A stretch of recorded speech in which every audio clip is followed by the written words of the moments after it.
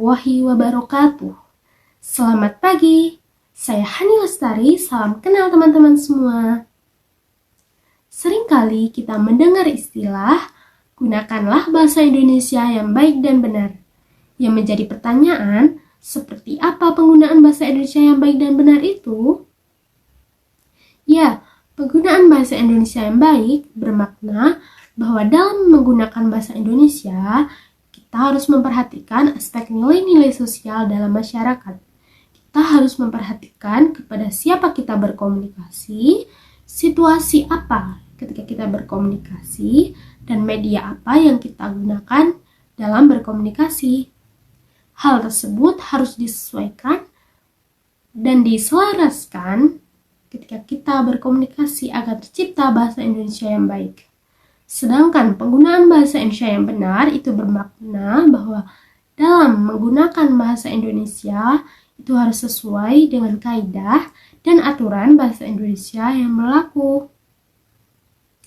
Untuk dapat menggunakan bahasa Indonesia yang baik dan benar, kita harus mengetahui terlebih dahulu apa itu definisi bahasa dan apa saja fungsi dari bahasa itu sendiri. Pada kesempatan kali ini, saya akan menyampaikan materi tentang definisi dan fungsi bahasa. Bahasa merupakan sistem lambang bunyi yang dihasilkan oleh alat ucap manusia dan digunakan sebagai alat komunikasi sosial.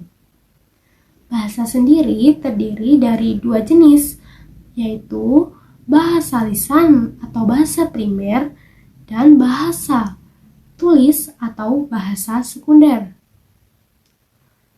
Bahasa merupakan cermin masyarakat. Masyarakat yang maju budayanya, pasti perkembangan bahasanya itu juga maju atau baik.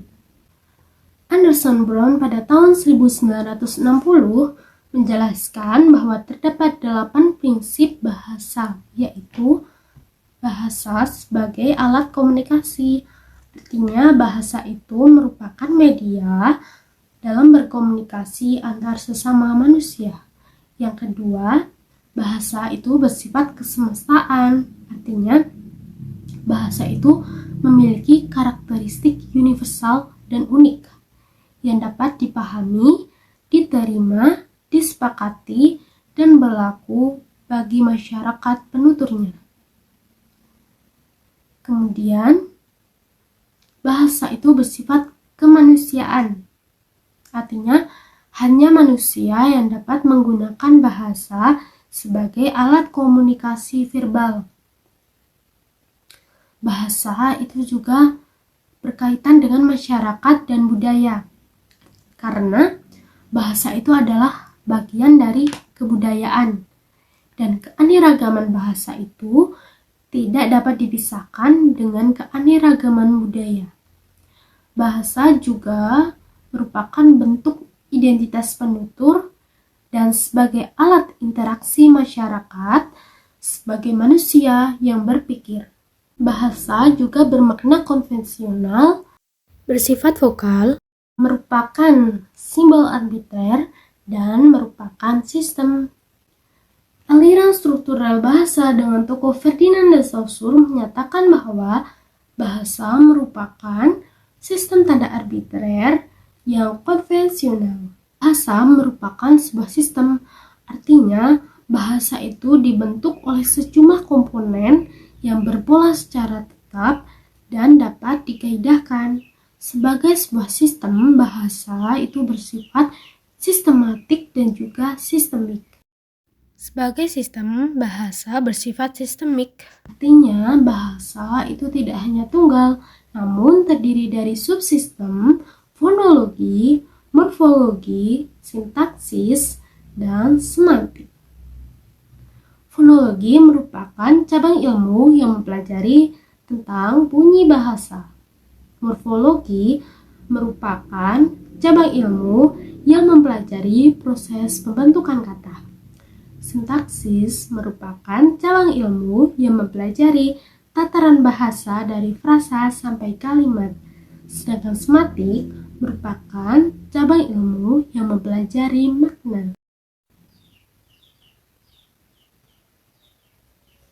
Bahasa sebagai sebuah sistem yang bersifat sistematik, artinya bahasa itu tersusun menurut pola tertentu, tidak tersusun secara acak, dan mengikuti kaidah yang teratur. Bahasa merupakan tanda arbitrer.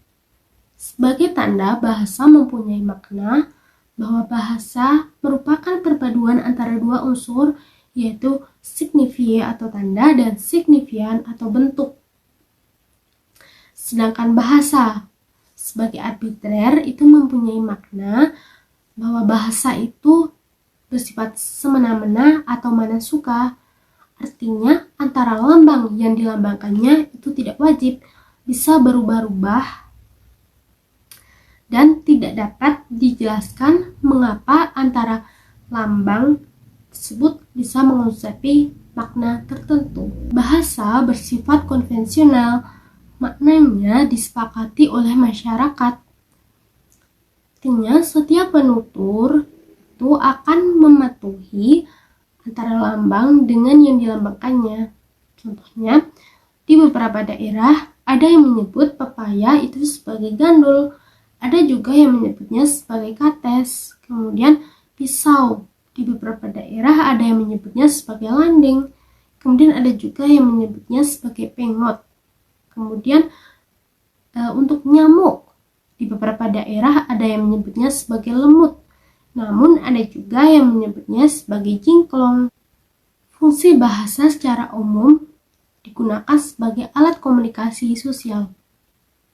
Tokoh Halliday pada tahun 1973 membagi fungsi bahasa itu dalam 7 kategori. Yang pertama, instrumental. Artinya bahasa itu dapat digunakan untuk melayani lingkungannya. Yang kedua, regulasi.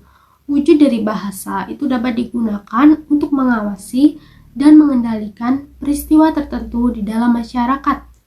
Yang ketiga adalah representasional. Bahasa digunakan untuk menggambarkan atau mempresentasikan sesuatu.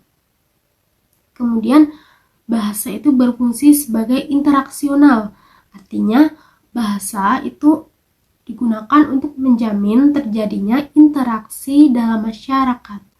Personal artinya bahasa digunakan untuk mengekspresikan kondisi si penutur. Heuristik artinya bahasa digunakan untuk mempelajari pengetahuan dalam mencari ilmu dan juga untuk mengembangkan teknologi. Kemudian imajinatif artinya bahasa itu digunakan sebagai sarana untuk menciptakan imajinasi, seperti dalam pembuatan karya sastra.